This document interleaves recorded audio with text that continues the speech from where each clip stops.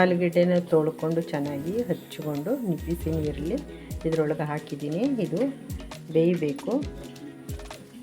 ಬೇಯಲಿಕ್ಕೆ ಇಟ್ಟಿದ್ದೀನಿ. ಇವಾಗ ಇದು ಬೆಂದ ಮೇಲೆ ಅದಕ್ಕೆ ಸಿಪ್ಪೆ ತೆಗಿತೀನಿ. ಬೇಯಲಿಕ್ಕೆ ಇಡ್ತೀನಿ. ಇವಾಗ ಇದು ರೆಡಿ ಆಯಿತು. ಬೇಯಿಸ್ಕೊಂಡಿರೋ ಆಲೂಗೆಡ್ಡೆನ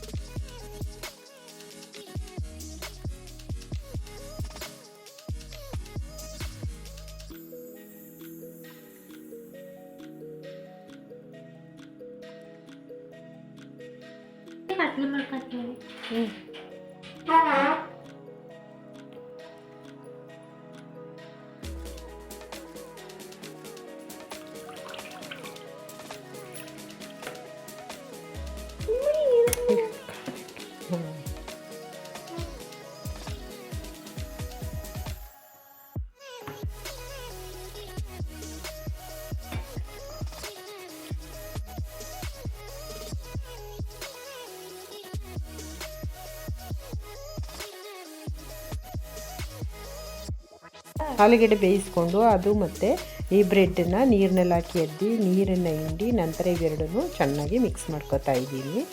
ಇದಕ್ಕೆ ಆರಿಗೆಯನ್ನು ಹಾಕ್ತಾ ಇದ್ದೀನಿ.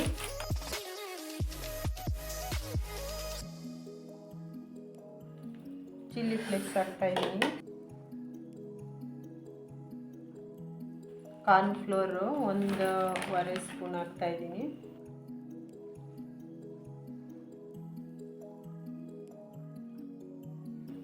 ರುಚಿಗೆ ತಕ್ಕಷ್ಟು ಉಪ್ಪು ಹಾಕ್ತಾ ಇದ್ದೀನಿ.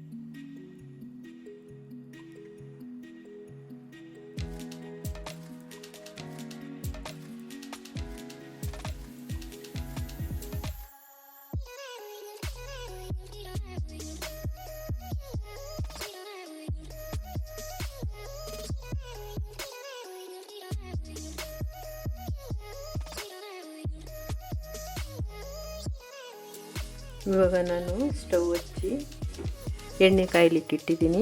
ನೋಡಿ, ಇವಾಗ ಈ ಥರ ಉಂಡೆಗಳನ್ನಾಗಿ ಮಾಡ್ಕೊಂಡಿದ್ದೀನಿ. ಬ್ರೆಡ್ ಸಾಟ್ಸ್ ಅಂತ ತುಂಬ ಸೂಪರಾಗಿರುತ್ತೆ ಫ್ರೆಂಡ್ಸ್. ಮಕ್ಕಳಿಗಂತ ಸ್ನ್ಯಾಕ್ಸ್ ಇದು. ಸಾಯಂಕಾಲ ಬಂದಾಗ ಮಾಡಿಕೊಟ್ಟಾಗ ತುಂಬ ಇಷ್ಟಪಟ್ಕೊಂಡು ತಿಂತಾರೆ. ತುಂಬ ಟೇಸ್ಟಿಯಾಗಿರುತ್ತೆ ಕೂಡ.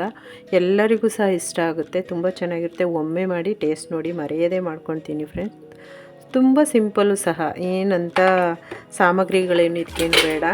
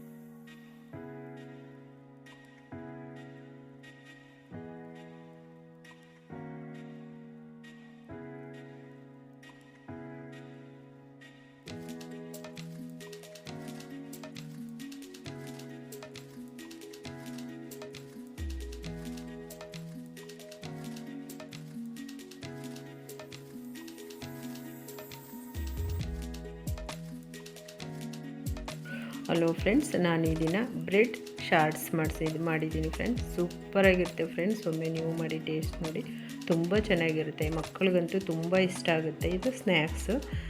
ಯಾವಾಗೂ ಬೇಕ್ರಿನಲ್ಲಿ ತಗೋ ತಿನ್ನೋದಕ್ಕಿಂತ ಒಂದು ಸರಿ ಹಿಂಗೆ ಮಾಡಿ ಟೇಸ್ಟ್ ನೋಡಿ, ಎಷ್ಟು ಚೆನ್ನಾಗಿರುತ್ತೆ ಮತ್ತು ಆರೋಗ್ಯಕರವಾಗೂ ಸಹ ಇರುತ್ತೆ. ಮನೆಯಲ್ಲಿ ಏನು ಸಾಮಗ್ರಿಗಳಿದೆ ಅಷ್ಟನ್ನೇ ಹಾಕಿ ಮಾಡಿದ್ದೀನಿ. ಇನ್ನೂ ಸಹ ನೀವು ಇನ್ನೂ ಟೇಸ್ಟಿಯಾಗಿ ಮಾಡ್ಬೋದು. ಅಂದರೆ ಸ್ವಲ್ಪ ಕಲಸುವಾಗ ತುಪ್ಪ ಸೇರಿಸ್ಕೊಂಡ್ರಂತೂ ಇನ್ನೂ ಚೆನ್ನಾಗಿರುತ್ತೆ ಫ್ರೆಂಡ್ಸ್. ಆಲೂಗೆಡ್ಡೆ ಮತ್ತು ಕಾರ್ನ್ಫ್ಲೋರು ಎಲ್ಲವನ್ನು ಸಹ ಮಿಕ್ಸ್ ಮಾಡ್ತೀವಲ್ಲ, ಆವಾಗ ತುಂಬ ಚೆನ್ನಾಗಿರುತ್ತೆ. ಒಮ್ಮೆ ಮಾಡಿ ಟೇಸ್ಟ್ ನೋಡಿ, ಎಂಜಾಯ್ ಮಾಡಿ, ಖುಷಿಪಡಿ.